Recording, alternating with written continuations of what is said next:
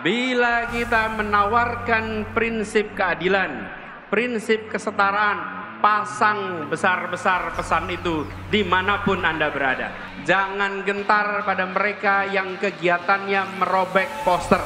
Jangan gentar. Jangan gentar dengan mereka yang suka merobek baliho. Jangan gentar. Bila ada baliho dirobek, bila ada poster dirobek, jangan cuma difoto. Berikan laporan ke kepolisian, nanti kita tunjukkan siapa yang menghargai pendapat dan aspirasi di Republik ini. Dan kita tidak perlu memberikan spanduk-spanduk penolakan. Kita sambut kedatangan siapa saja sambil mengatakan kami siap untuk disandingkan, kami siap untuk dibandingkan. Dan kami yakin bahwa gagasan kita, karya kita, rekam jejak kita, program kita, bila disandingkan, maka kita akan bisa mengajak seluruh rakyat Indonesia untuk Indonesia yang lebih baik ke depan.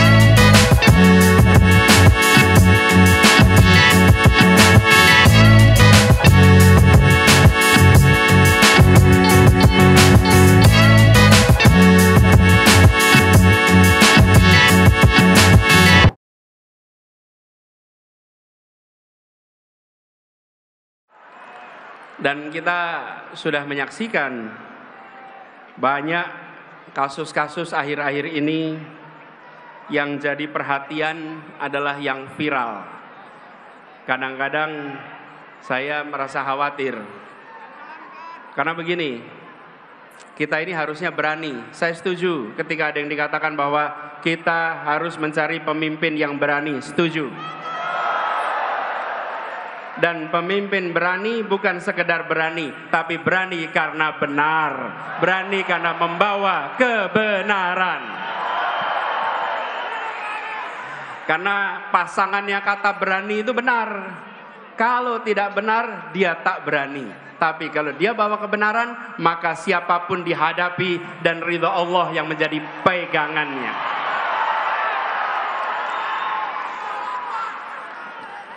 Jadi kita menyaksikan ketika peristiwa-peristiwa mafia ini terkuak.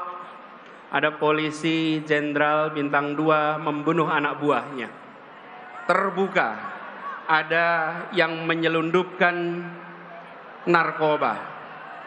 Ada petugas pejabat pajak yang kekayaannya fantastis. Itu sudah merepotkan, membuat seperti Pak Kapolri harus kerja ekstra untuk mengembalikan kepercayaan publik, harus kerja ekstra untuk merawat polisi-polisi baik yang berintegritas yang ada di dalam tubuh kepolisian. Seperti juga di Kementerian Keuangan, Ibu Menteri keliling sana sini untuk menjaga barisan orang-orang baiknya.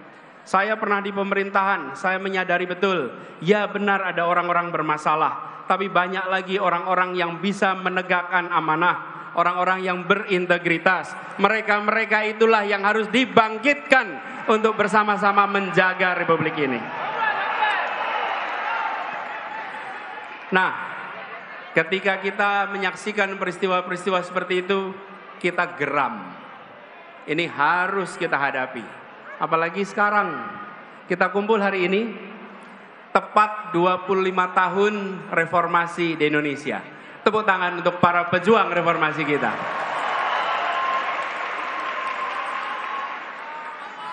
Tapi sambil kita menengok, kok bisa kita sudah 25 tahun dari reformasi, yang dulu kita bicara tentang memberantas kolusi, korupsi, nepotisme, sekarang justru muncul mafia A, mafia B, mafia C, mafia D. Ini panggilan bagi kita semua. 25 tahun yang lalu kita berkomitmen memberantas KKN, sekarang kita berkomitmen untuk memberantas mafia-mafia yang ada di Republik ini.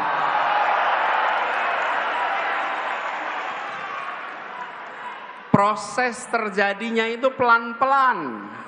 Proses penyimpangan itu pelan-pelan. Bila pemimpin-pemimpin dari Republik ini tidak sensitif pada persoalan ini, maka persoalan ini akan secara bertahap merusak Indonesia. Teman-teman sekalian, saya beri ilustrasi ini. Katak nih. Bila katak itu dimasukkan ke dalam sebuah, bukan tempurung, ke panci yang airnya dingin, taruh di panci airnya dingin, kemudian pancinya taruh di kompor, nyalakan kompornya pelan-pelan. Oke?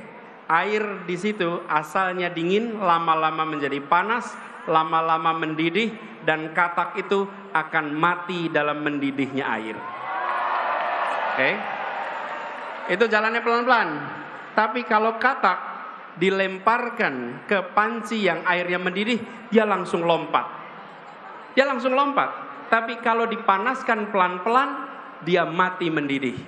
Bila kita tidak menyadari bahwa pertumbuhan mafia itu terus-menerus, maka bangsa kita akan habis karena mafia. Saatnya kita menyadari bahwa ini adalah problematika yang harus kita hadapi sama-sama. Setuju? Karena itu, ketika kita berbicara tentang 25 tahun reformasi, amanat yang harus kita pegang adalah komitmen untuk melihat perubahan yang kecil-kecil ini. Nampaknya pelan-pelan, gradual. Jadi kalau ada yang punya ide untuk mengubah, kita harus hadapi dan kita harus hentikan. Pelan-pelan itu prosesnya. Reformasi dulu mengatakan bahwa masa jabatan presiden 2 tahun. Ketika ada yang punya gagasan untuk memperpanjang, maka kita katakan bahwa kita komit dengan aspirasi reformasi. Jadi, kalau ada petinggi-petinggi negeri ini yang pelan-pelan mencoba menggeserkan, jangan pernah dibiarkan. Karena itu seperti menaikkan suhu air bagi sebuah katak. Jangan sampai kita tidak sadar atas penyimpangan yang dilakukan secara pelan-pelan. Dan kita harus sadari ini. Bahkan kita punya masalah banyak. Sebagian masalah itu harus diselesaikan di daerah, sebagian diselesaikan di pusat. Kalau daerah tidak bisa menyelesaikan, maka harus dicari cara agar daerah bisa menyelesaikan. Tapi kalau daerah tidak bisa menyelesaikan, diambil ke pusat dan ujungnya tidak selesai juga, malah menyulitkan masa depan orang-orang di daerah. Kita punya kecenderungan kalau di daerah tidak jalan, ambil alih ke pusat. Dilakukan sentralisasi. Ingat, Republik ini luasnya luar biasa. Penduduknya tersebar di 6.000 kepulauan.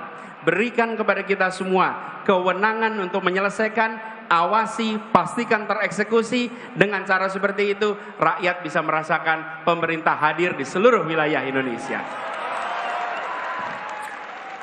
Jadi, ke depan kita berkomitmen bahwa pemerintahan yang hendak kita bangun adalah pemerintahan yang mengembalikan spirit yang ada di dalam pembukaan Undang-Undang Dasar 1945. Spirit yang ada di sana adalah bagaimana rakyat mendapatkan kemerdekaan yang sesungguhnya. 25 tahun yang lalu ketika kita memperjuangkan reformasi, pada saat itu kita berada di dalam suasana ketertekanan. Ekonominya tertekan, kebebasannya tertekan.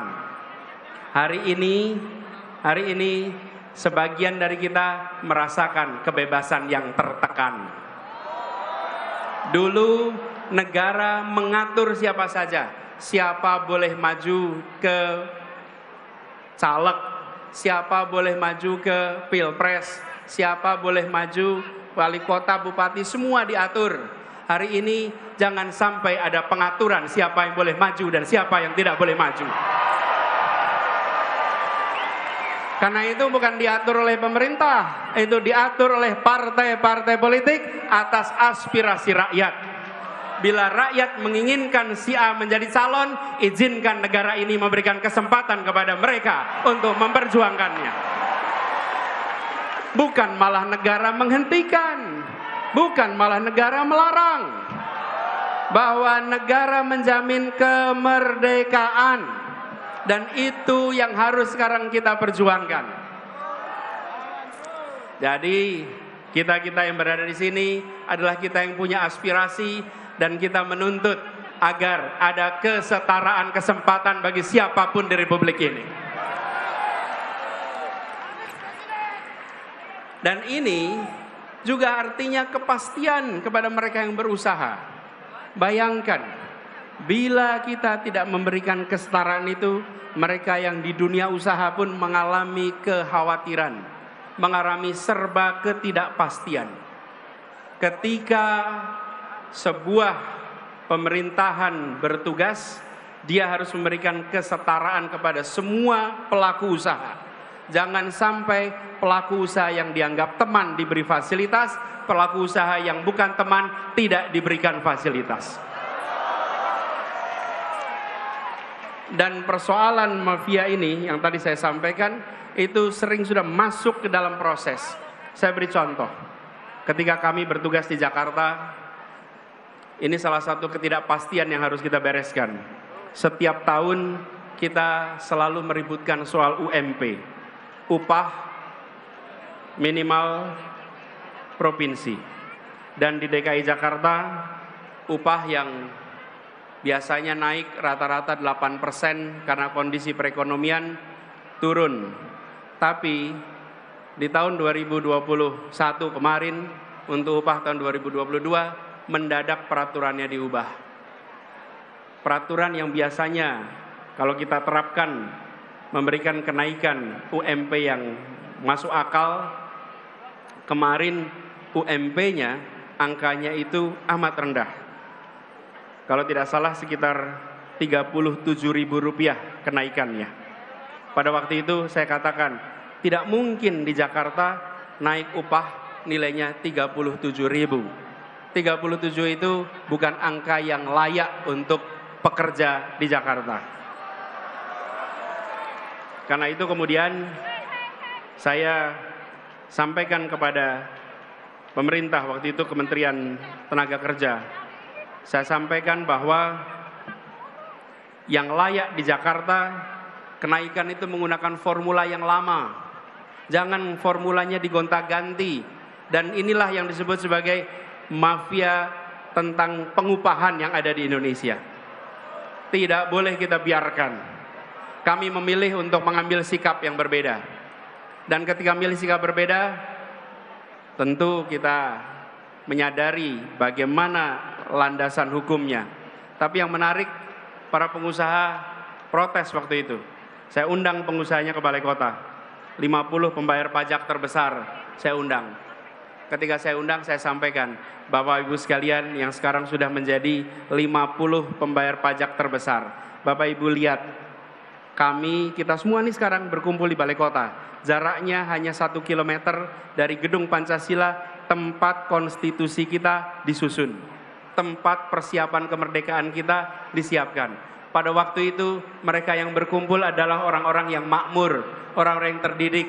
Tapi mereka memilih mendirikan sebuah negeri yang prinsipnya menghadirkan keadilan sosial bagi seluruh rakyat Indonesia. Sekarang di sini, yang kumpul di sini, Bapak Ibu, saya ingin tanya.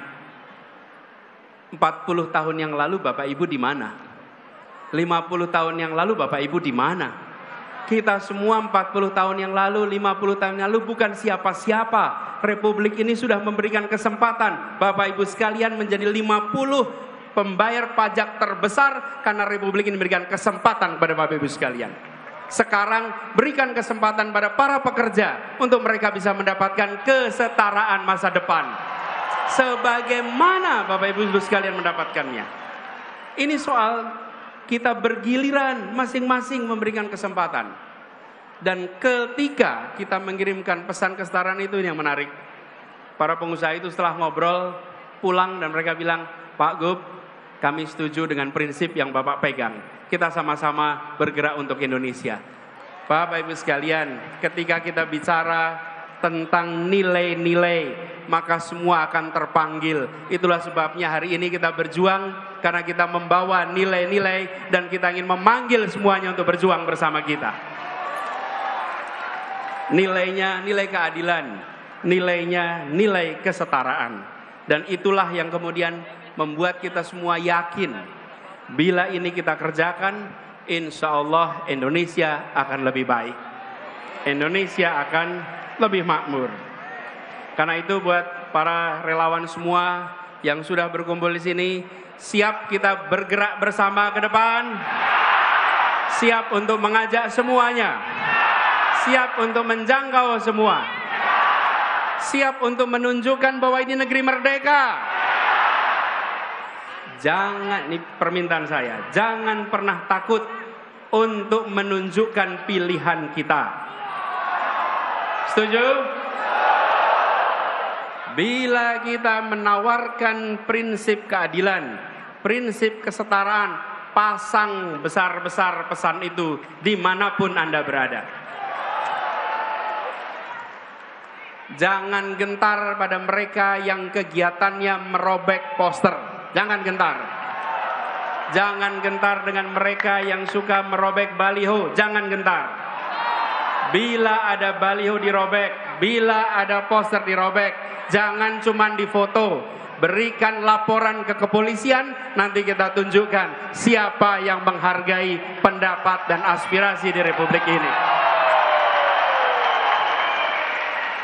Dan kita tidak perlu memberikan spanduk-spanduk penolakan. Kita sambut kedatangan siapa saja sambil mengatakan kami siap untuk disandingkan, kami siap untuk dibandingkan. Dan kami yakin bahwa gagasan kita, karya kita, rekam jejak kita, program kita, bila disandingkan maka kita akan bisa mengajak seluruh rakyat Indonesia untuk Indonesia yang lebih baik ke depan. Jadi, teman-teman semua, para relawan yang saya cintai, ini bukan sekedar sebuah perjuangan elektoral. Ini juga bukan sekedar pertontonan.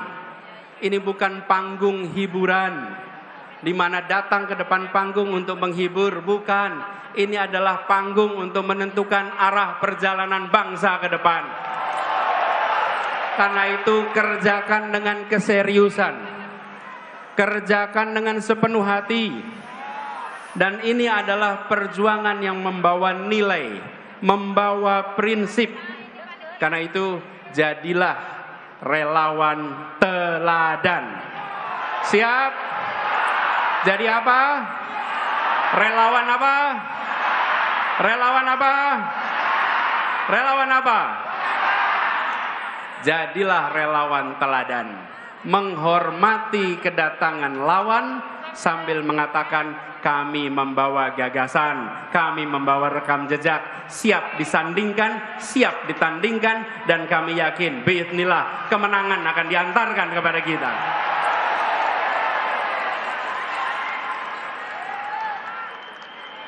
Karena itu buat semuanya para pejuang yang berkumpul di sini, kalau mengalami cobaan, mengalami tantangan, semakin besar tantangan, maka orang-orang tangguh akan bisa melewatinya.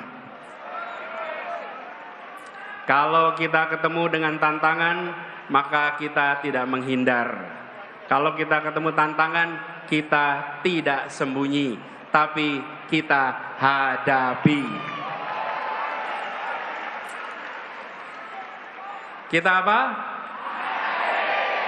Kita hadapi. Karena itu saya kalau boleh saya bertanya kepada semuanya nih.